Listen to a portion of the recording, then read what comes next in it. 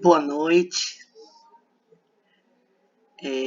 Eu sou Flor, bolsista do projeto Formação de Lideranças Ciganas, e eu estou aqui hoje para apresentar para vocês um pouco do conteúdo que foi trabalhado na nossa segunda aula, realizada no dia 21 de fevereiro, no horário das 17 até as 19 horas. Nós tivemos um problema com a gravação da aula. Foi uma aula maravilhosa, mas nós tivemos um problema no áudio da gravação da aula, então eu estou fazendo essa pequena explanação para que aqueles que não puderam participar da aula no dia 21 não percam, né, a riqueza que foi a nossa aula número 2. Então eu vou gravar esse momento aqui com vocês, mostrar um pouco do que nós trabalhamos, comentar como foi, e eu espero que vocês possam participar através do WhatsApp, ok? Bem, a nossa aula número 2, que aconteceu no dia 21, nós trabalhamos um tema muito importante, né? Nós conversamos bastante sobre o tema da identidade, não é? Discutimos um pouco quem somos nós, como é que nós construímos a nossa identidade, não é? Todos nós, quando nascemos bebê, né? Não sabemos falar nem andar, mas com o tempo, na convivência, primeiro na nossa família, né? Nós vamos aprendendo tudo a partir do ensinamento dos nossos pais, das nossas mães, dos nossos irmãos, não é? E na medida que a gente vai crescendo, a gente vai convivendo com outras pessoas e vai aprendendo.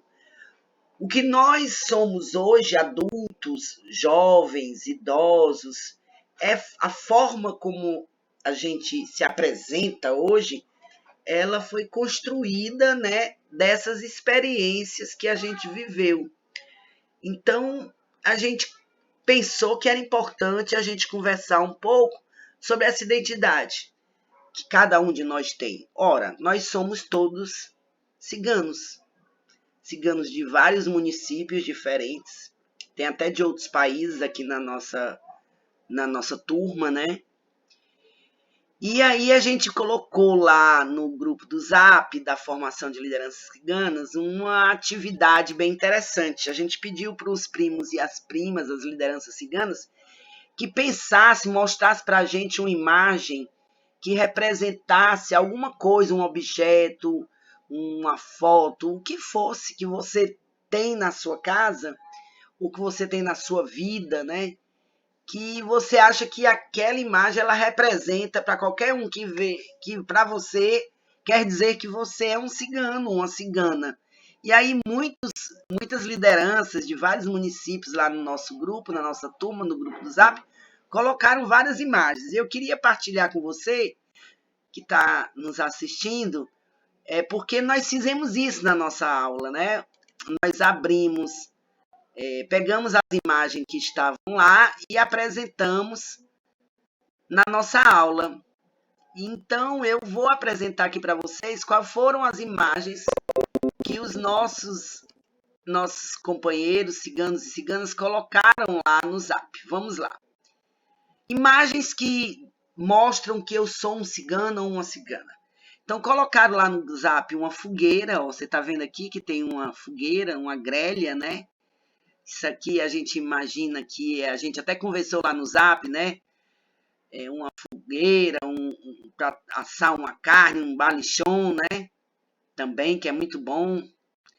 Colocaram também aqui, o primo colocou ele no seu cavalo, seu animal, né? E falou que essa imagem, para ele, representa que ele é um cigano, né? Que ele caminha fazendo negócio com animais. E ele estava falando até também que ele estava longe, indo para o Maranhão, se não me engano, indo buscar alguns animais.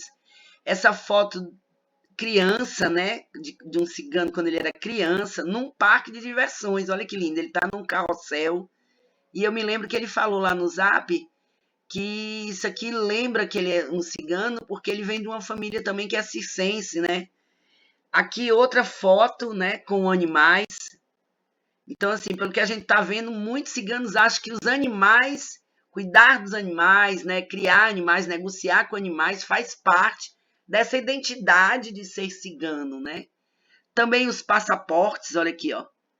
Né? E eu me lembro que o primo Ludo falou que lá na França antes tinha um passaporte só para dizer que era cigano, né? Mas que foi evoluindo e hoje ele tem um passaporte diferente, como todo igual a qualquer cidadão. Não tem mais uma diferenciação de um passaporte específico, né? Um trailer, colocaram um trailer também, que é outra imagem que ele acha que representa, não é? Que é um cigano.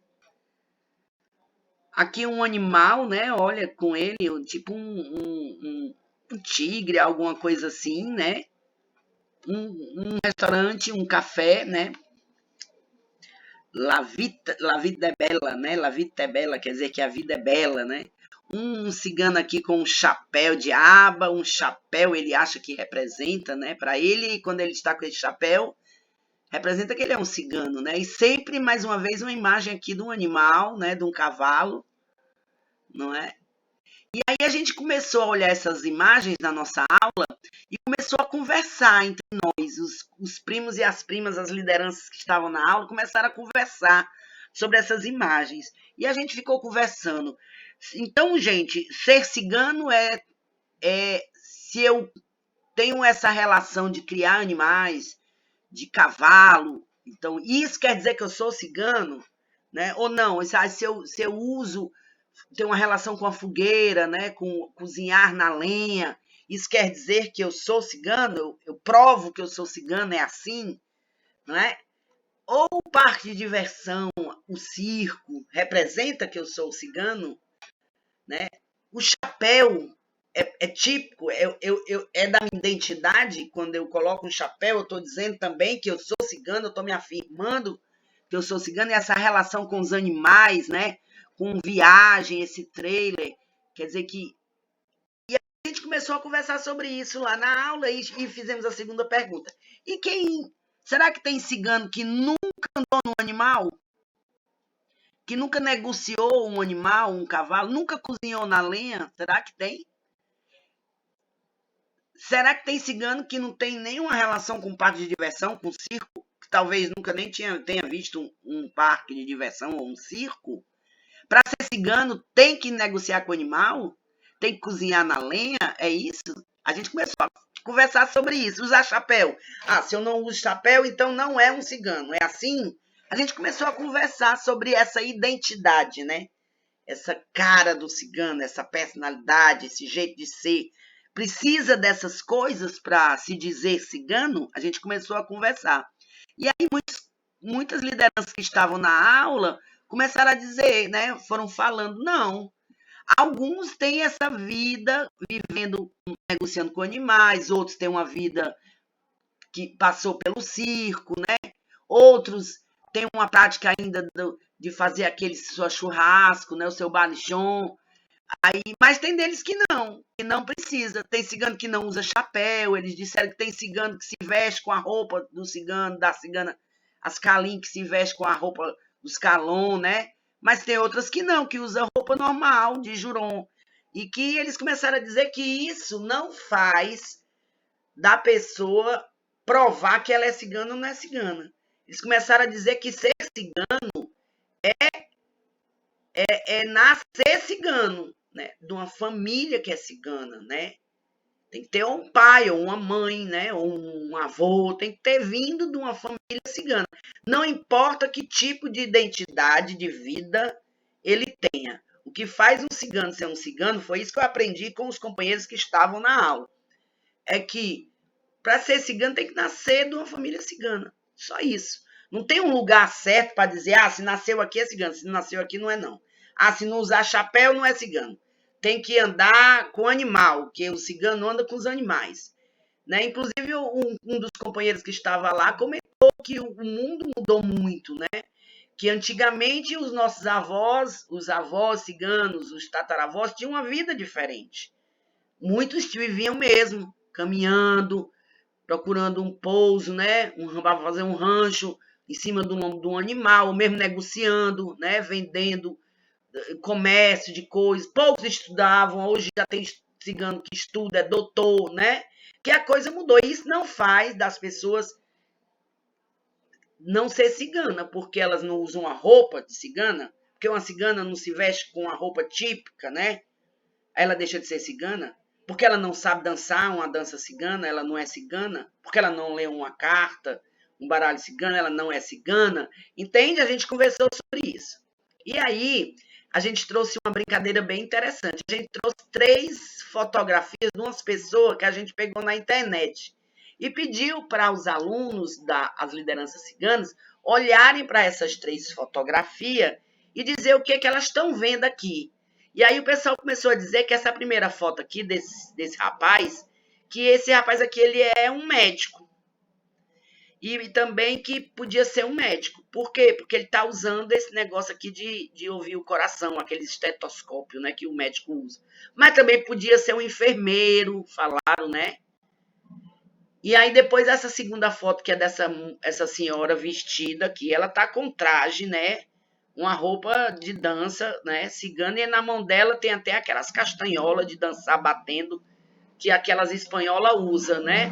E aí o pessoal começou a dizer, não, ela pode ser uma cigana sim, mas não necessariamente. Ela pode começar a dizer, não, ela pode ser uma cigana, mas também ela pode ser uma professora de dança, que está vestida com a roupa por causa da dança, mas que ela pode não ser cigana, é só uma fantasia que ela está vestindo. E essa terceira foto, disseram, não, isso é um lavrador. Essa foto a gente discutiu muito ela, porque começou a dizer assim, uns diziam assim, eu mesma fui uma, mas esse lavrador tá tão arrumado, né? Aí um companheiro cigano, um primo, foi e disse, não, mas para ser lavrador hoje é diferente da época dos meus avós. Antigamente um lavrador ele tava com a enxada na mão, hoje em dia tem lavrador que tem trator, máquina, né? Grandes terras, né? Esse modelo de lavrador com a enxada, cavando, arando a terra, esse é um agricultor mais humilde, né? De uma família, de uma agricultura familiar. Mas esse aqui ele pode ser um agricultor maior, né?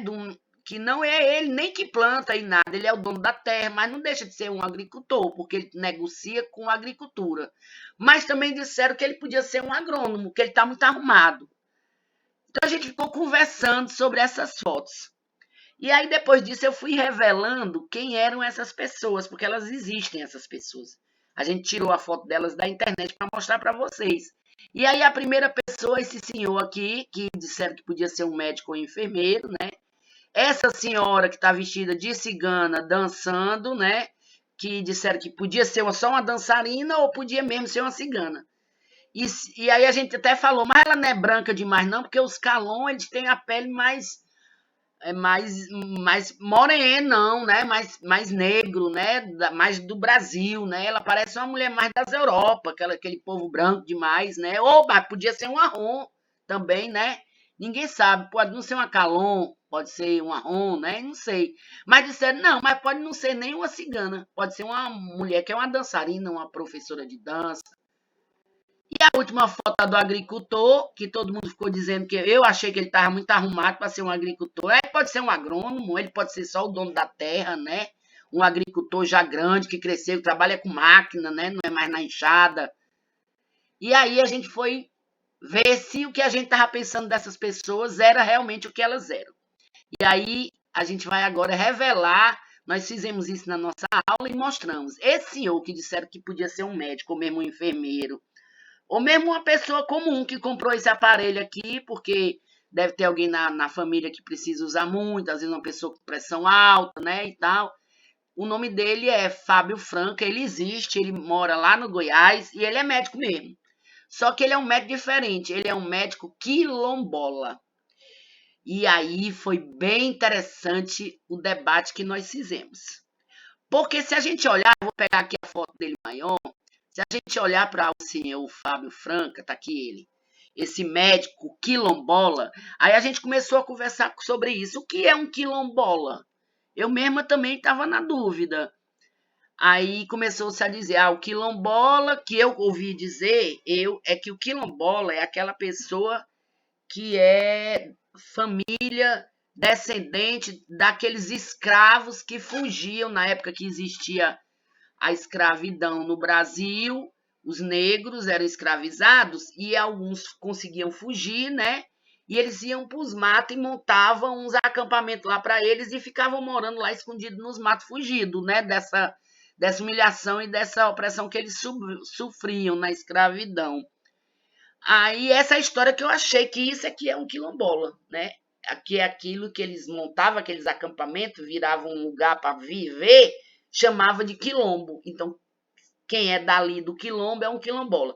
E como era descendente de escravos, e a gente sabe que os escravos, os portugueses no Brasil escravizavam os negros africanos, principalmente, né? Aí eu olhei para o semblante desse senhor e eu disse, oxe, mas se quilombola é um descendente de quilombo, no quilombo eram os negros que fugiam da escravidão, por que esse senhor é branco? E isso deu um debate muito bom, gente. Nós começamos a conversar sobre isso. E aí o professor Laílson trouxe para a gente explicações muito boas do que é um quilombo e do que é um quilombola. Gente, o quilombo, eu aprendi isso nessa aula, né? Que o quilombo, ele era, na época da escravidão, no Brasil colônia, na época de Portugal, que Portugal invadiu o Brasil, né? Que tinha Dom Pedro, o imperador e tudo, né? O quilombo, ele era um lugar, né? Como uma pequena cidadezinha no meio dos matos, escondida, né? Aonde os negros que fugiam iam para lá para poder ter sossego, porque eles não podiam voltar para a cidade, né, para onde eles estavam, porque eles eram escravos, senão eles iam ser presos de novo na escravidão. Então eles formavam cidades ali, pequenas comunidades e ficavam vivendo juntos. Isso é um quilombo. Mas já se passaram mais de 200, 300 anos de idade que a escravidão aconteceu nessa época. Hoje, esses lugares onde eram os quilombos ainda existem alguns. Só que não é do jeito que era antes. Ficou mais moderno, mais tempo se passou, né? E hoje quem mora lá não era aqueles escravos que fugiram e fundaram esses acampamentos lá, esses quilombos, né? Mas os descendentes dele estão lá. Os tataranetos, os parentes deles hoje é que vivem lá. Então nós descobrimos nessa aula que ser quilombola não precisa ser uma pessoa negra. Tem quilombola branco. E eu me lembrei que eu estudo na Unilab e eu tinha uma amiga que estudava comigo lá, que ela era loira e tinha os olhos azuis. E ela era quilombola, ela é quilombola. Porque ela nasceu, a família dela era de um quilombo. Então, isso foi uma coisa muito interessante que a gente aprendeu nessa aula, né? Porque ele não é negro, vocês estão vendo? Mas ele é um quilombola, porque os tataravô deles, os que vieram antes, eram. E ele é desse mesmo lugar aonde eles fundaram essa cidadezinha, esse quilombo que chama, né? Essa senhora que a gente ficou dizendo, não, ela pode ser uma dançarina, ou ela pode ser mesmo uma cigana, né? Porque ela é muito branca, para ser uma calon, não tem cara de brasileira, né? Tem cara mais do povo da Europa, tá até tocando uma coisa que nós não usamos aqui no Brasil, que é essas castanholas, né? E aí a gente diz, não, ou ela é uma dançarina, professora de dança, ou ela é uma cigana mesmo. Mas nós nos surpreendemos. Essa senhora aí, ela não é de jeito nenhum isso aí que a gente está dizendo. Essa senhora, o nome dela é Chan Torres, e ela é uma mulher trans. Ela é lá de Alagoas, ela é brasileira sim, é uma artista plástica e ela é dançarina. E ela tem 69 anos, não é já uma senhora, né? Mas ela não é cigana, ela tá vestida assim porque ela é dançarina, né? Então ela dá aula de dança, ela é uma artista. E aí a gente começou a conversar outra coisa. Vou mostrar aqui a foto dela grande, porque diz que ela é uma mulher trans. E aí a gente começou a conversar. Meu Deus, o que é uma mulher trans? E aí alguns diziam, não, uma mulher trans é um homem, é uma pessoa que nasceu homem, mas ela gosta ela sente amor é por outro homem. Ela é um homem que não gosta de se relacionar com mulher, gosta de se relacionar com homem, né? Como se fosse um gay, né? Tipo isso. E aí cada um foi dizendo o que achava que era uma mulher trans, o que já tinha escutado ou ouvido falar sobre isso. E aí o professor Laílson veio mais uma vez explicar para a gente o que é isso, essa ser uma mulher trans, né? Aí ele explicou para nós que ser uma mulher trans, que existem mulheres trans e homens trans. O que é isso? Uma mulher trans, eu aprendi que a mulher trans é uma mulher, é um homem, é um menino, né? Uma criança que nasceu menino, com o sexo, né, a genitália, tudo de um menino, mas ela foi crescendo e não se sentia como um menino. É como se fosse ela tem um sentimento de que ela é uma mulher, mas ela está num corpo de homem. E que o mais interessante é que não tem nada a ver se ela vai namorar com homem ou com mulher. Nós descobrimos, inclusive, que tem mulher trans. Essa senhora, então, ela aí, essa dançarina, ela nasceu menino, mas ela não se sentia um menino. E ela resolve fazer essa transformação, por isso que chama trans, né? Essa transição, e ela assume ser uma mulher, né? Mas ela pode, inclusive, namorar com outra mulher, se ela quiser. Tem nada a ver com ser gay, tem nada a ver com isso. Tá entendendo? Achei muito interessante. E que tem também meninos, mulheres que nascem com corpo de mulher, mas depois não se adequa, fica se sentindo como se a alma fosse masculina, o sentimento dela é que ela é um homem, ela se sente um homem, então ela deixa de assumir esse papel de mulher e se diz um homem trans. Um exemplo disso é até a filha da Gretchen, que era menina, vocês lembram dela, a Tami, né? E agora ela se assumiu que é um homem trans, chama Otami, né? E então, ser trans não tem nada a ver com quem você vai namorar, tem a ver ou com quem você vai gostar ou amar, o sexo que você vai se relacionar. Tem a ver com você nascer em um sexo biológico e não se sentir bem, não se gosta daquele jeito e resolve assumir que você tem um sentimento mais do outro sexo do que aquele que você veio, né? E a terceira pessoa, que é esse agricultor que a gente disse que podia ser agrônomo, podia ser um monte de coisa, podia ser até um lavrador, na verdade, ele é um indígena daquele. Ele é um indígena. Aí foi outra conversa que a gente teve na aula, né? Oxe, mas eu pensei que o indígena, ele tinha aquelas roupas de palha, né? Toca aqueles maracá, faz a dança, usa pintura no corpo, e ele não tá usando nada disso, ele tá vestido como um gadé, né? E ele não tem pena, não tem nada disso. E aí os alunos, nossos companheiros ciganos e ciganas, começaram, as lideranças, a conversar sobre isso. E começaram a falar, olha, mas é porque os tempos também já mudaram muito, né? A pessoa, para ser um indígena, não precisa estar com pena e com...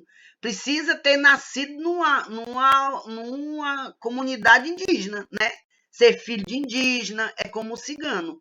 Não precisa o cigano estar vestido com roupa típica de cigano para ele ser cigano. Então, ele é um lavrador mesmo, só que ele é um grande comerciante de soja, ele planta soja, agronegócio, não é plantaçãozinha pequena.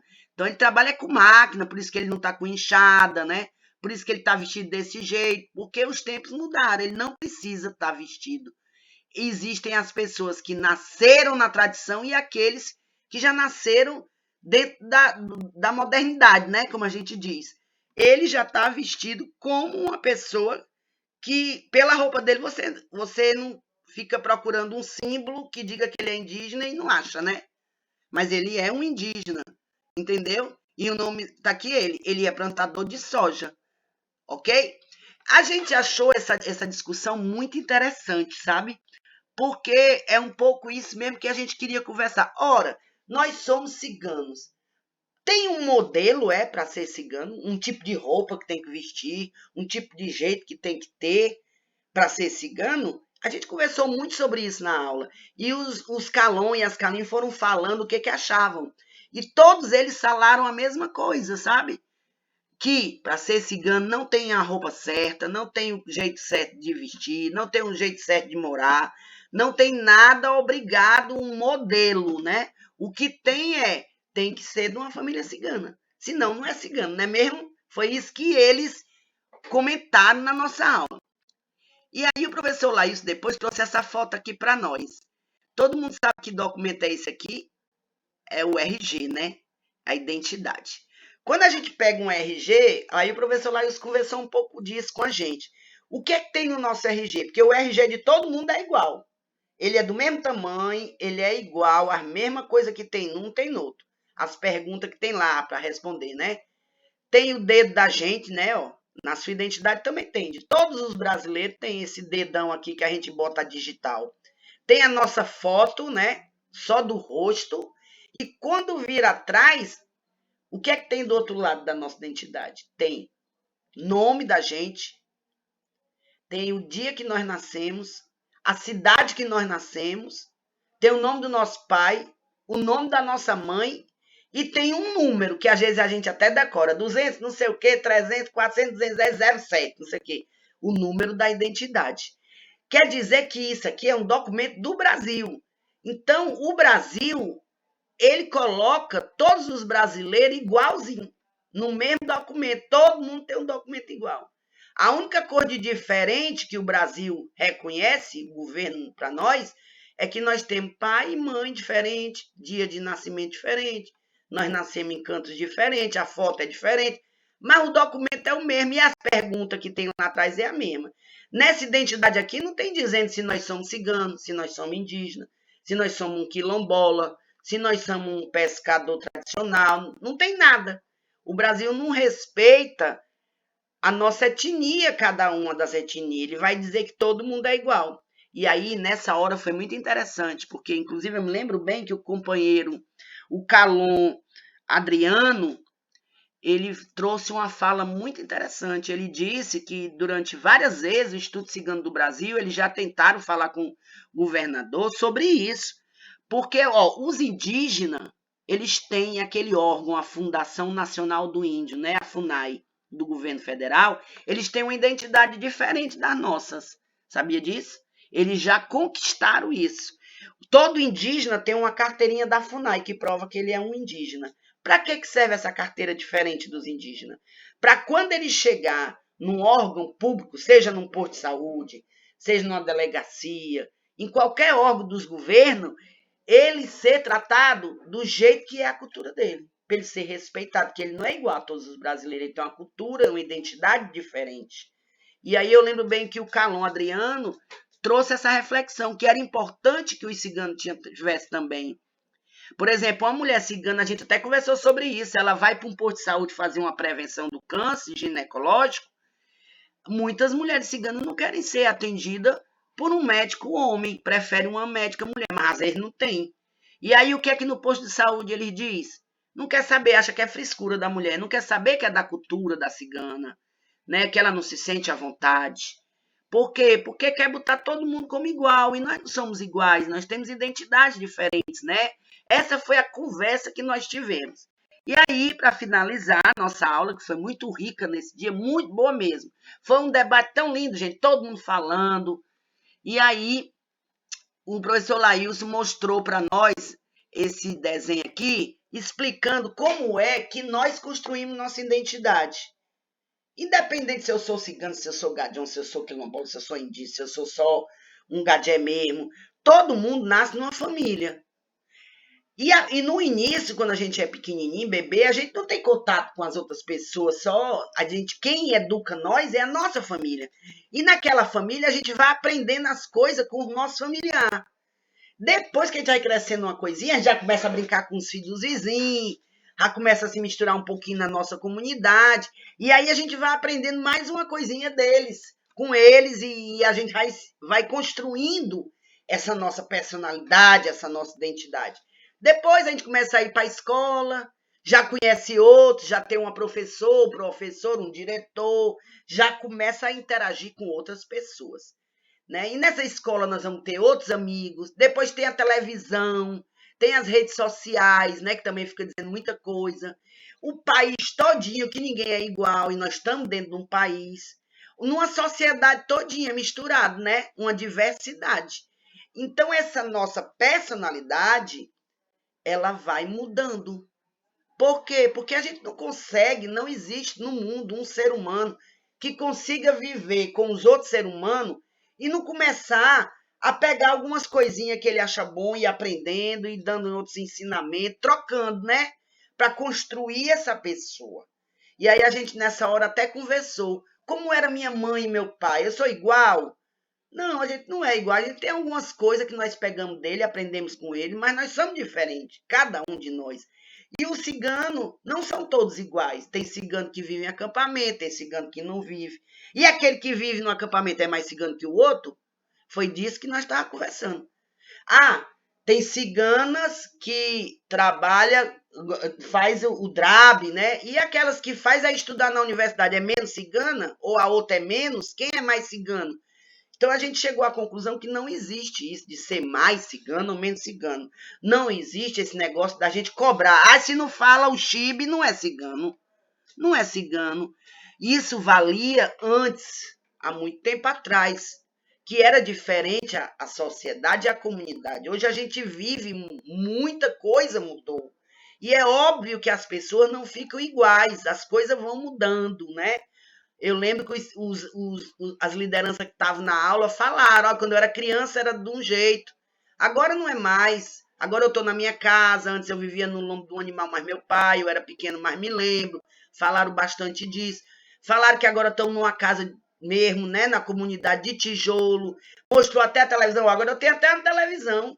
Aí eu não posso ter não, porque antes os ciganos andavam amontados nos animais procurando um lugar para fazer um rancho, isso era antes, era outra realidade. Agora, para ser cigano, não precisa disso, não é? Aquilo era uma realidade daquela época. Agora, para ser cigano, tem que ser de uma família cigana, né? Ter nascido de um pai ou de uma mãe cigano, né? Senão não é cigano, é sangue. Eu ouvi muito essa palavra na aula, viu, gente? E aí a gente trouxe essa foto para encerrar, mostrando aqui duas famílias. E aí a gente perguntou, qual é a família cigana aqui que vocês estão vendo? E aí os ciganos que estavam na aula disseram, qualquer um aí pode ser uma família cigana. Essa aqui a gente tem certeza que é uma família Calon, né? A mãe com a filha é uma família Calon no acampamento. E essa aqui não pode ser cigana não, essa família aqui? Pode. E a gente descobriu que isso aqui é realmente duas famílias mesmo. Essa aqui é uma família cigana em Portugal, que mora em Lisboa, na capital mesmo, né? Ela está numa universidade, ela está saindo da faculdade, essa senhora aqui. E aqui é uma família cigana Calon, dentro de um acampamento. São diferentes o jeito de viver, mas todas as duas famílias são ciganas, né? Então não é só essa aqui que é, ou só essa, não tem um jeito de ser cigano. Você não precisa provar, se não estiver morando no acampamento, não é cigano. Não precisa disso, né? Foi isso que a gente ouviu na aula, dos próprios Calon dizendo e das Canim. Para ser cigano, basta ter nascido numa comunidade cigana, numa família cigana, né? E aí, por último, a gente trouxe essa foto aqui, que isso aqui é um mapa, né? Aqui é a América do Sul, a mapa do mundo, né? América do Sul, América do Norte, aqui está a África, né? Para cá vai a Europa, a Ásia, não sei o quê. E nesses lugares todo do mundo tem vários tipos de gente. Olha o tanto de cultura diferente, né? Na África, no Brasil é diferente, lá em cima, na América do Norte. E a gente sabe que, eu pelo menos escuto a história do povo cigano, e a gente sabe que o povo cigano é de muito tempo para trás. E que nós caminhamos muito, o nosso povo cigano caminhou muito pela terra, pelo mundo, né? Já foi expulso de Portugal por causa das perseguições, então é que andava mesmo, né? E nessa caminhada, nós tivemos contato, nossos ancestrais, nossos tataravós, nossos familiares, de muito 1000 anos para trás, andaram muito nessa caminhada para chegar onde nós estamos hoje, que é bem aqui no Brasil. E eles passaram por esses cantos e não aprenderam nada com essas pessoas. E também não ensinaram nada para esse povo todinho que a gente cruzou pelo caminho. E aí a resposta que os Calim e os Calon deram é: tanto nós aprendemos, como nós ensinamos também. Aí a gente começou a falar de alguns exemplos. Exemplo.